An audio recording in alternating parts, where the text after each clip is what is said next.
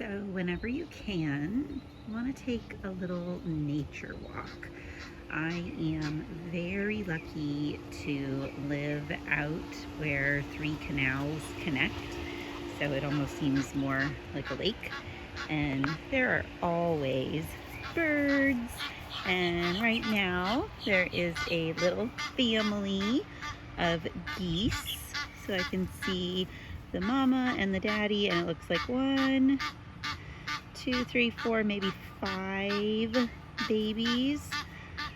So that is super cool. And we've got this other guy over here sunning himself.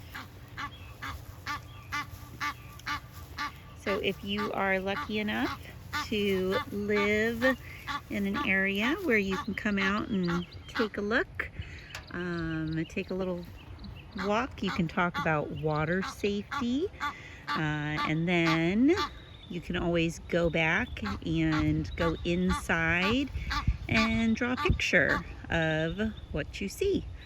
I could go inside. One is called a goose, and more than one are called geese. And I could go back inside and try to draw this family of geese and try to stretch out that word, say it really slowly, and see what letters I can put to go with that word goose or geese. Their little honking sound is so funny. I'm not going to touch your babies. It's okay. All right. So then we're going to go back inside, and you could draw a picture of something that you saw on your nature walk. I saw a family of geese. So depending on what level your child is on, they might just be trying to hear that first sound. So when we say it like a turtle, that just means say it really slow. So g, ease, and stretch it like a snake. Same idea. Sometimes I'll have the kids take their hands and pull it apart, stretch it like a snake. G, ease, and it helps us hear all of those sounds. And we just write what we hear, like I'm going to do next. So hopefully the kids have some kind of paper and crayons at home. You can use markers, crayons, whatever you guys like. I like to have a drawing space and a writing space. When I give the kids paper at school, it already has that for them. So mom and dad, all you gotta do is give about 3/4 for drawing and another 1/4 at the bottom for some writing space. And this kind of breaks it up a little bit for them. Okay, so the kids could, when I was outside, I saw some grass. Okay. And we have been trying really hard to talk about drawing, and drawing with shapes is a nice, easy way to think about when you're drawing something. So for that goose, I might have just a simple circle for his head. And he's got a long neck, and then another oval for his body. And he might have like a triangle down here for his wings and his feathers.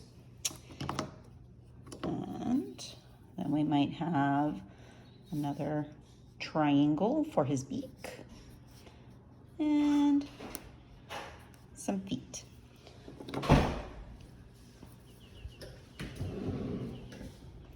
So this mama had some babies. So we can do 1, 2, 3. And I know there were more outside, but it doesn't always have to match up exactly. There's a little triangle for the beak and some feet.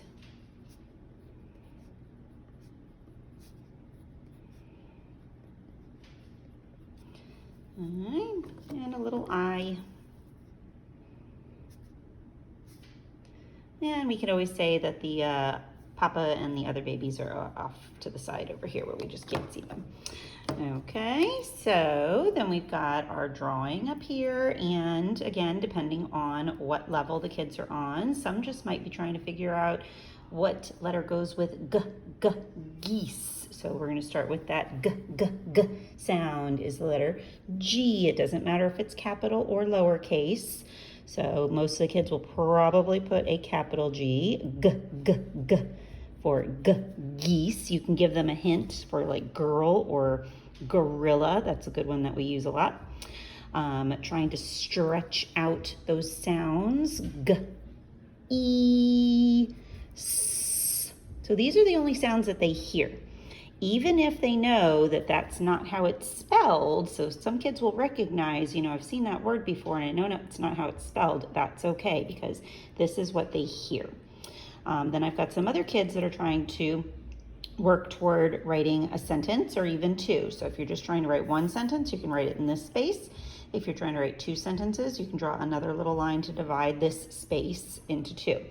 So you can say, I saw.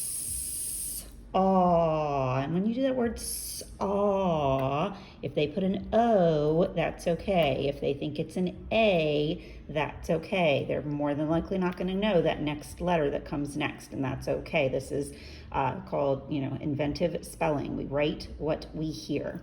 I saw some. I'm going to write, I saw some geese.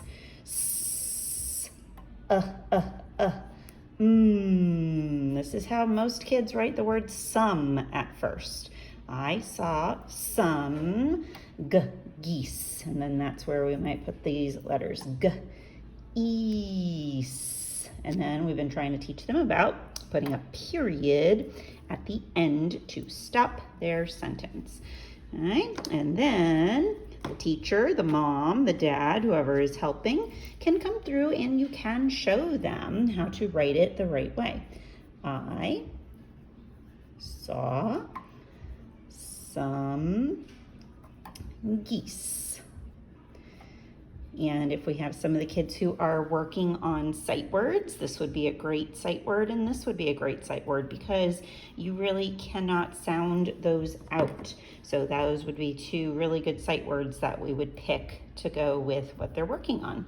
So this is how you kind of put it all together. You do your nature walk. Then we take a look at our chart of Be a Smarty Speller. We said it slow, we stretched it out, and we wrote the sounds that we hear. So first we wrote our word. When we are drawing our pictures, we're focusing on just using simple shapes, not scribbling. And then we take our sentence and try to put those words together, and Mom and Dad can help us write the whole thing. So there's our writing lesson, and I hope that that kind of helps give you an idea of how we get some of those writing ideas out, and let me know if you have any questions. Talk to you later. Bye.